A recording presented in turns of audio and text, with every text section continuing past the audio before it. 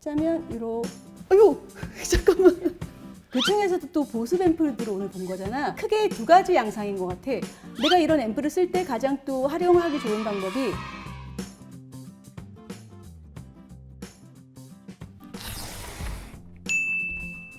피부 집중 케어를 위한 앰플. 이렇게 고농축된 앰플을 설마 아무거나 막 쓰는 건 아니지? 좋은 앰플 추천뿐만 아니라 앰플 사용법에 대한 모든 것을 알려줄 테니까 앉아봐. 안녕 동생들. 오늘은 언니가 이 5군데에서 일해하는 앰플들을 가져와 봤어. 이 제품들은 모두 보습을 강조하더라고. 앰플을 흔히들 속보습과 집중 케어를 위해 쓴다고 하잖아. 과연 어떤 앰플이 가장 효과가 있는지 한번 비교해 볼까? 그럼 먼저 첫 번째 제품부터 볼까? 첫 번째 제품은 나위니시스의 하이드라 앰플 2. 스포이드 타입이고 요 내용물 자체는 약간 뿌연 느낌이 나고 이렇게 드롭 형태로 떨어지고 점성이 어느 정도인지 한번 언니가 세어볼게. 이렇게 흐르는 정도. 필 때는 이렇게 약간 오일리한 것 같으면서도 아닌 듯 하면서도 매끄럽고 향은 딱히 없고, 그리고 약간 처음에는 굉장히 미끄덩거리는 느낌이 있는데 흡수되면서 약간 쫀쫀해지는 느낌. 그 쫀쫀해지는 느낌이 있다 보니까 이게 약간 끈적인다는 느낌을 가질 수도 있겠다. 근데 이렇게 끈적임 자체가 또 보습을 해줄 수도 있기 때문에 보습 앰플에 약간 이런 끈적임 느낌도 괜찮다. 두 번째, 발레아 모이스처라이징 컨센트레이트. 이건 하나하나 이렇게 캡슐화가 되어 있어서 하나하나 뜯어서 쓰는 거. 딱 까면 모양이 이렇게 생겼어. 약간 주렁밥처럼 생겼고, 이거 딸 때는 이렇게 밑에를 잡고 그 위에를 잡고 돌리면 돼. 이게 똑 떨어집니다. 짜면 이렇게. 아유 잠깐만. 너무 이거를 너무 돌려가지고 입구가 좁아진 것 같아. 이렇게 제형이 이렇게 맑은 색깔이 나오고 흐름은 그렇게 많지는 않아. 투명한 색깔이고 바를 때 느낌은 굉장히 오일리한 느낌? 그리고 좀 무거운 느낌이 난다. 향은 굉장히 강한데?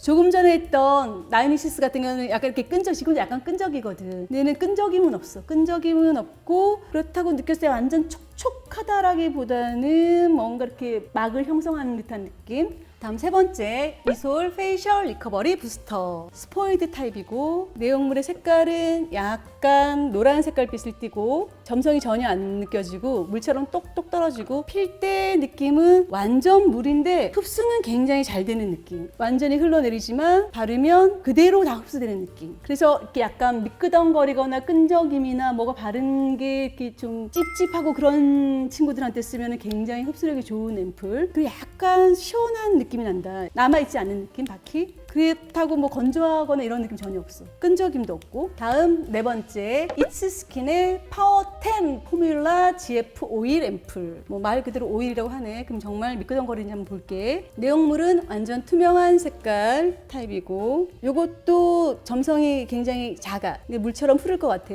폈을 때 느낌은 이름에 오일 앰플이라고 들어간 이유를 알겠다.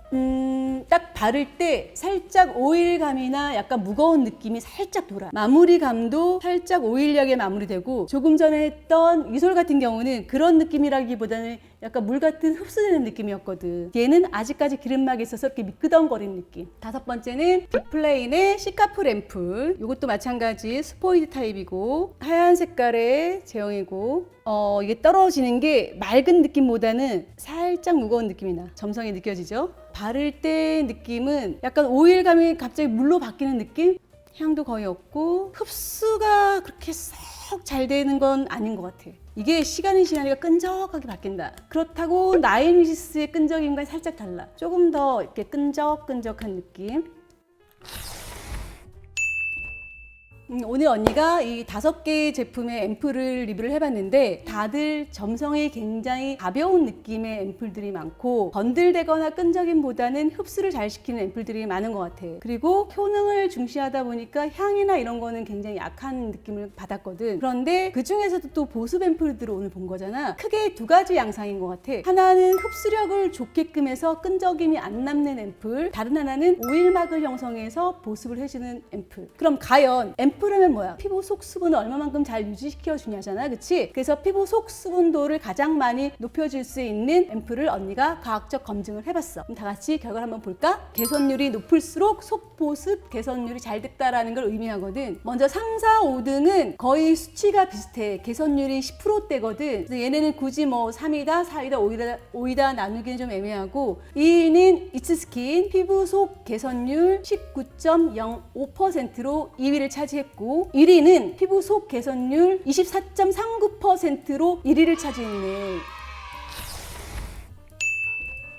내가 이런 앰플을 쓸 때 가장 또 활용하기 좋은 방법이, 예를 들어서 내가 어떤 수분크림을 썼는데 그 수분크림이 많이 촉촉하지 않는다. 그러면 앰플과 한 방울 섞어서 같이 쓰면 더 보습력을 올릴 수도 있는 거고, 또 하나는 내가 메이크업을 했는데 굉장히 건조해. 그럴 때는 파운데이션에 앰플 한 방울 정도 떨어뜨려서 같이 쓰게 되면 더 촉촉한 파운데이션을 유지할 수가 있는 거고. 매일 사용하면 더 안 좋을 수도 있잖아요. 앰플을 매일 사도 돼. 돈이 많으면. 근데 앰플을 매일 쓰지 말고 뭐 1년에 몇 번 쓰라고 하는 이유는 뭐냐면 그만큼 가격이 비싸니까. 그걸 매일 쓰라고 하면 부담스러우니까. 그럼 1년에 한두 번이라도 비싼 거 써라 라고 하는 거고, 그만큼 이 앰플을 매일 많이 써서 나한테 무리가 될 정도로 화장품이 그렇게 강하게 안 나와. 충분히 화장품 매일매일 써도 될 수 있는 양의 어떤 유효 물질이 들어있게 나오기 때문에 돈이 많으면 앰플은 매일 써도 된다. 피부에 맞는 정확한 앰플을 찾았으면 매일 쓰는 건 적극 찬성.